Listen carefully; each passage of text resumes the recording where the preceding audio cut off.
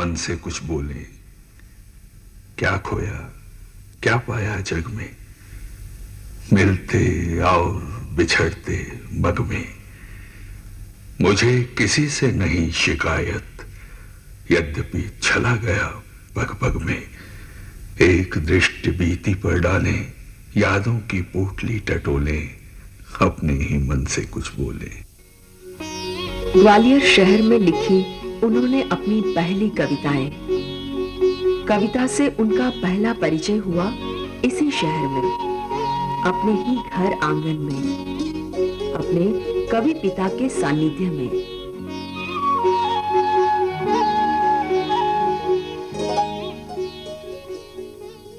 10th class में मैं था जब मैंने वो कविता लिखी। बच्चन जी भी ग्वालियर आते थे। मधुबाला के अलावा उनकी रचनाएं और मिट्टी का तन मस्ती का मन क्षण भर जीवन मेरा परिचय, ये जो प्याले वाली कविता है, इसी को मैंने सुन के उस समय लिखी थी, क्योंकि मैं आरएसएस से जुड़ा था। हिंदू तन मन हिंदू जीवन रग रग हिंदू मेरा परिचय।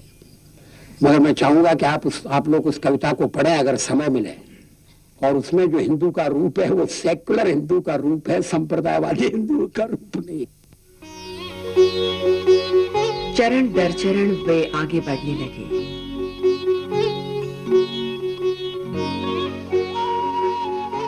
सीढ़ी दर सीढ़ी एक विशिष्ट जीवन दर्शन आकार लेने लगा।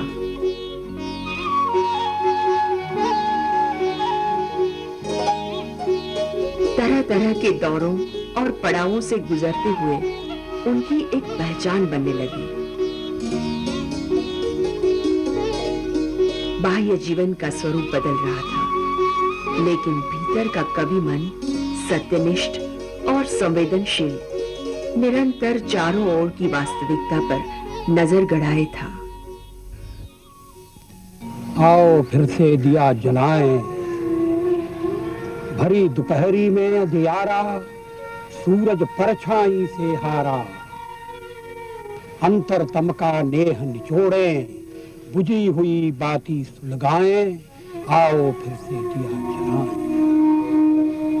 हम पड़ाव को समझे मंजिल, हम पड़ाव को समझे मंजिल। लक्ष्य हुआ आंखों से ओझल, वर्तमान के मोह पाश में आने वाला कल न भुलाएं। आओ फिर से दिया जलाएं। आहुति बाकी यज्ञ अधूरा, आहुति बाकी यज्ञ अधूरा, अपनों के विघ्नों ने घेरा। अंतिम जय का वज्र बनाने नवदधीच हड्डियां गलाएं। आओ फिर से दिया जलाएं, आओ फिर से दिया जलाएं। मेरा कविता लेखन उस जमाने में हुआ जब देश स्वतंत्रता के लिए अंग्रेजों के विरुद्ध जूझ रहा था। एक और क्रांतिकारी हथियार लेकर वंदे मातरम का नारा लगाते हुए फांसी के तख्ते पर चढ़ रहे थे। काला पानी की कठोर यातनाएं भुगत रहे थे, और दूसरी ओर कांग्रेस के नेतृत्व में शांतिपूर्ण तरीके से आजादी को लेने की लड़ाई चल रही थी। मेरे घर में भी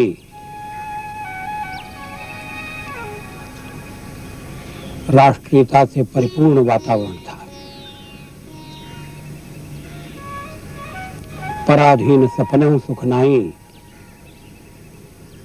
ये गोस्वामी तुलसीदास जी की चौपाई मेरी माँ बार बार दोहराती थी। कवि सम्मेलनों में राष्ट्रीयता से भरी हुई ओजपूर्ण कविताएं बड़े आदर से और आत्मीयता से सुनी जाती थी। तो लड़कपन से ही मानव स्वतंत्रता की प्राप्ति ये जीवन का सबसे बड़ा ध्येय बन गया। ये भावना काव्य में भी प्रकट हुई।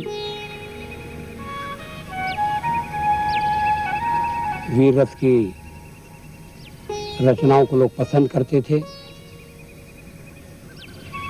धीरे धीरे मैं कवि सम्मेलनों में लोकप्रिय होने लगा। सचमुच में वे दिन बड़े अच्छे थे जब सारा देश राष्ट्रीयता के प्रवाह में बह रहा था। जो स्वतंत्रता के युद्ध में भाग नहीं ले सकते थे वो भी परमेश्वर से प्रार्थना करते थे कि देश आजाद हो। जो जेल नहीं जा सकते थे वो जेल जाने वालों की मदद करते थे। परिपूर्ण वातावरण जैसे एक अग्निमय वातावरण हो गया था। मेरे कवि मन पर उसका प्रभाव पड़ना स्वाभाविक था।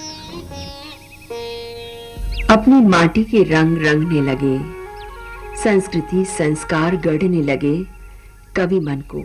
हम अपने को एक ऐसे संक्रमण काल में पाते हैं जहां तय नहीं कर पा रहे हैं कि हम किधर जाएं, और इसमें जो अच्छा साहित्य है वो हमारा साथ देता है।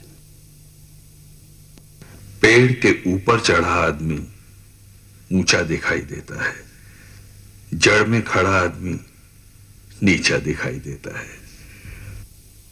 आदमी ना ऊंचा होता है ना नीचा होता है, ना बड़ा होता है ना छोटा होता है। आदमी सिर्फ आदमी होता है। कविताएं अधिकांश समय सापेक्ष हैं, परिस्थिति सापेक्ष हैं, किंतु तात्कालिक परिस्थिति से ऊपर उठाकर मैंने उन्हें ले जाने की हमेशा कोशिश की है।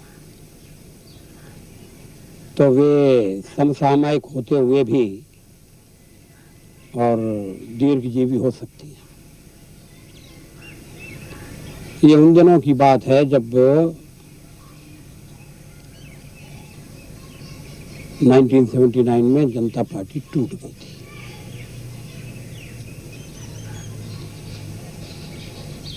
हमें जनता पार्टी से अलग होना पड़ा था। जेपी के सपने चकनाचूर हो गए थे। राजघाट की पवित्र शपथ पर हमने पानी फेर दिया था।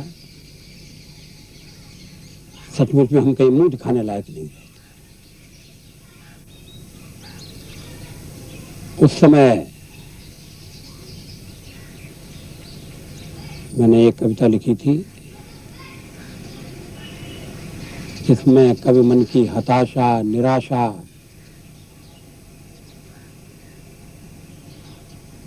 खुलकर प्रकट हुई है। कवि के लिए इससे बड़ा अभिशाप और क्या हो सकता है कि वो कविता कहने से इनकार करती।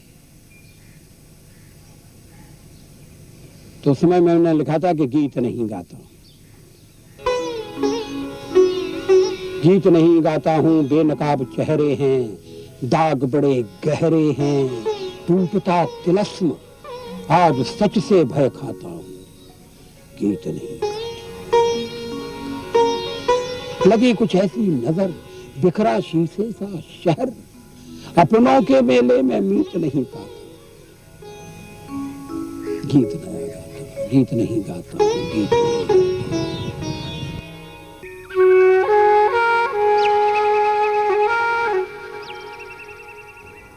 कुछ दिन ये परिस्थिति चलती रही। मुझे श्रीनगर जाने का मौका मिला था। वहां सर्दी आने वाली थी। आज जो कश्मीर की स्थिति हम भुगत रहे हैं उसके कुछ संकेत मुझे उस समय वहां मिले थे। चुनाव में धांधली की गई थी, नौजवान नाराज थे। उस समय पाकिस्तान कहीं तस्वीर में नहीं था। बाद में उसने फायदा उठाया, हमारे लिए संकट पैदा कर दिया। पर उस समय मेरे मन में एक दुविधा थी, मैं लिखूं न लिखूं, लिखूं तो क्या लिखूं। तब मैंने एक कविता लिखी थी, न मैं चुप हूं न गाता हूं। कैसी मजबूरी है, कैसी विवशता है। कभी चुप भी नहीं रह सकता और गा भी नहीं सकता।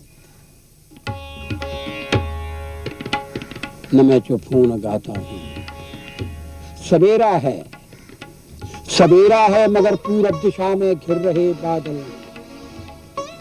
अब कल्पना की जा सकती है कि सवेरा कितनी देर रहेगा।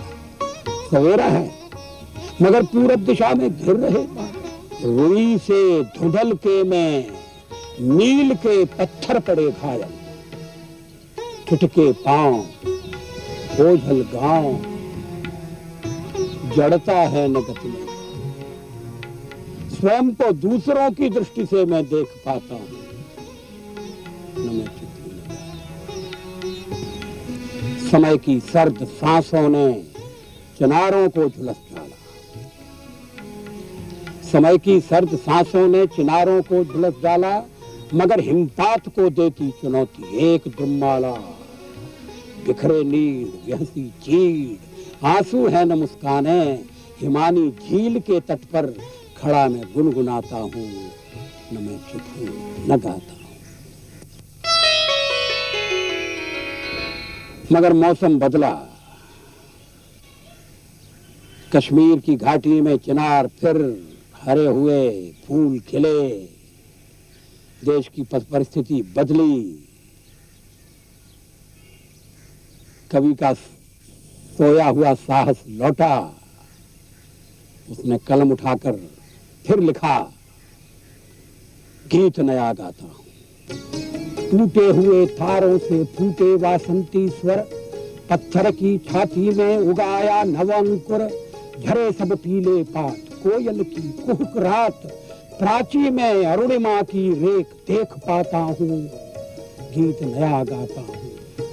टूटे हुए सपने की सुने कौन सिसकी। आदमी की सिसकी हम सुनते हैं, अपनी सिसकी सुनते हैं, मगर अगर सपना टूट जाए उसकी सिसकी कौन सुनेगा।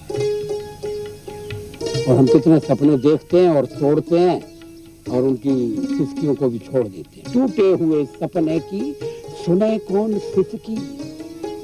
अंतर को चीर व्यथा पलकों पर ठिठकी। आंसू गिरेगा नहीं। अंतर को चीर व्यथा पलकों पर ठिठकी। हार नहीं मानूंगा, रार नहीं ठानूंगा। काल के कपाल पर लिखता मिटाता हूँ, गीत नया गाता हूँ।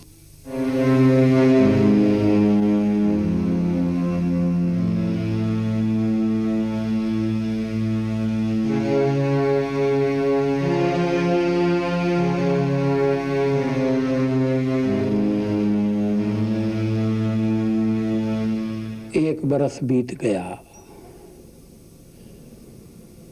झुलसाता जेठ मास, शरद चांदनी उदास।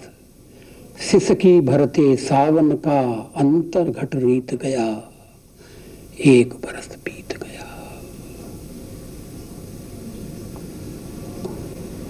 सींकचों में सिमटा जग, किंतु विकल प्राण विहग। धरती से अंबर तक गुंजा मुक्त गीत गया। एक बरस बीत गया, एक बरस बीत गया। पथ निहारते नयन, पथ निहारते नयन। गिनते दिन पल छिन, लौट कभी आएगा मन का जो मीत गया। एक बरस बीत गया, एक बरस बीत गया।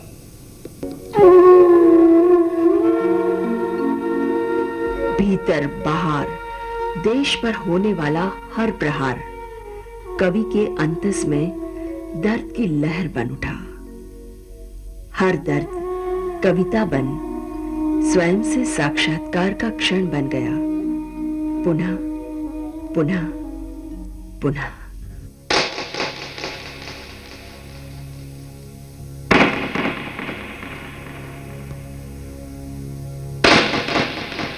पंजाब में जब आतंकवाद अपनी चरम सीमा पर था तो मैंने एक कविता लिखी थी, दूध में दरार पड़ गई। दूध में दरार पड़ गई, खून क्यों सफेद हो गया। भेद में अभेद खो गया, बंट गए शहीद गीत कट गए।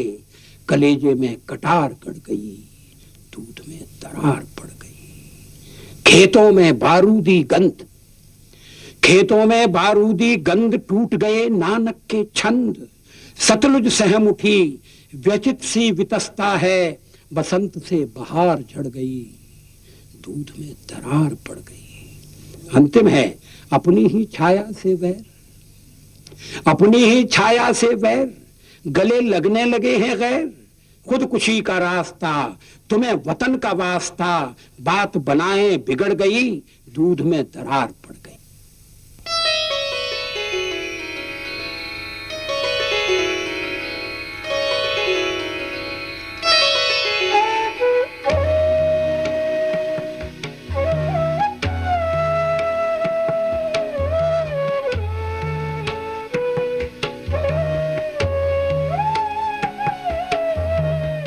मैं अपने को मैं लेखक होने का दावा नहीं करता, कवि भी नहीं हूं। मैं अपने को कवि का भूत कहता हूं।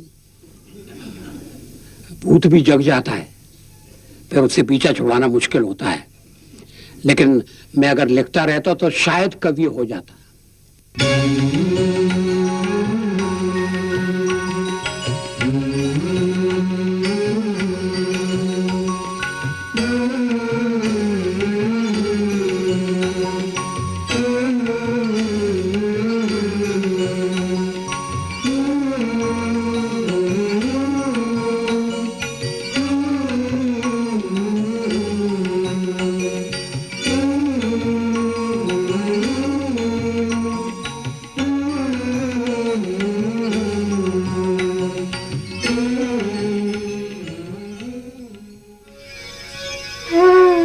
मुझे दूर का दिखाई देता है,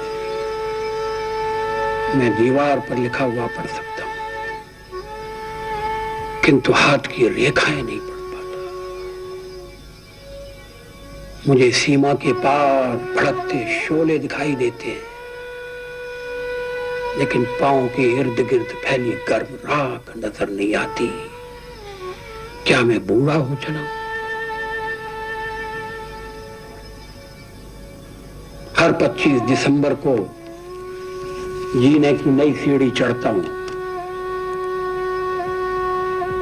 नए मोड़ पर औरों से कम स्वयं से ज्यादा लड़ता हूं।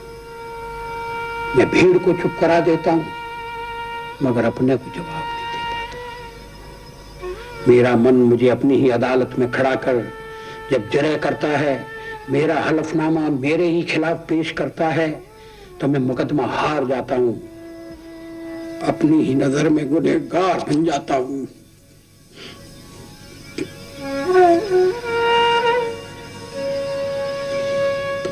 तब मुझे कुछ दिखाई नहीं देता, न दूर का न पास का।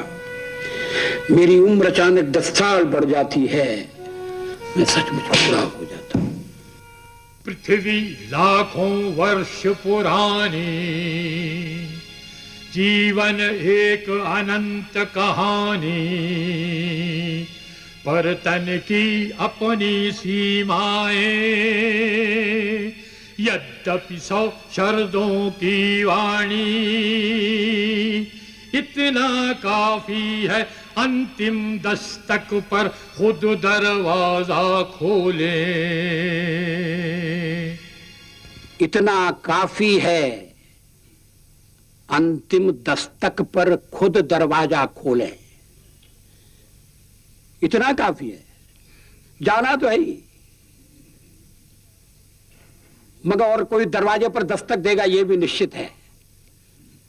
लेकिन दस्तक के जवाब में मैं खुद खड़ा हो सकूं, और केवल मौत भी हो सकती है और भी कोई हो सकता है, वो अंतिम दस्तक भी हो सकती है। वो जब कोई दस्तक पड़े तो मैं दरवाजा खोलने के लिए खुद खड़ा हो जाऊं, ये मेरी इच्छा है।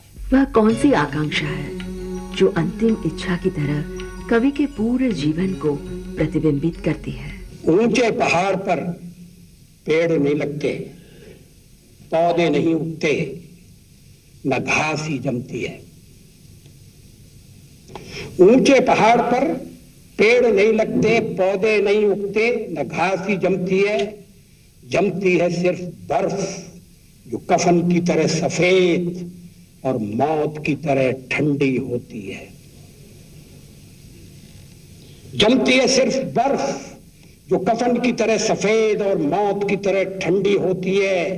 जिसका रूप धारण कर खेलती खिलखिलाती नदी अपने भाग्य पर बूंद बूंद रोती है। सच्चाई यह है कि केवल ऊंचाई ही काफी नहीं होती। सच्चाई यह है कि केवल ऊंचाई ही काफी नहीं होती। सबसे अलग थलग परिवेश से पृथक, अपनों से कटा बटा शून्य में अकेला खड़ा होना पहाड़ की महानता नहीं, मजबूरी है। ऊंचाई और गहराई में आकाश पाताल की दूरी है। जो जितना ऊंचा उतना ही एकाकी होता है।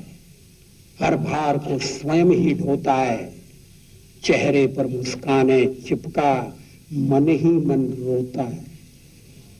जरूरी यह है कि ऊंचाई के साथ विस्तार भी हो। जरूरी यह है कि ऊंचाई के साथ विस्तार भी हो, जिससे मनुष्य ठूंठ सा खड़ा न रहे, औरों से घुले मिले, किसी को साथ ले, किसी के संग चले। भीड़ में खो जाना, यादों में डूब जाना, स्वयं को भूल जाना अस्तित्व को अर्थ, जीवन को सुगंध देता है। धरती को बौनों की नहीं, ऊंचे कद के इंसानों की जरूरत है। मेरे प्रभु, मुझे इतनी ऊंचाई कभी मत देना, गैरों को गले न लगा सकूं, इतनी रुखाई कभी मत देना।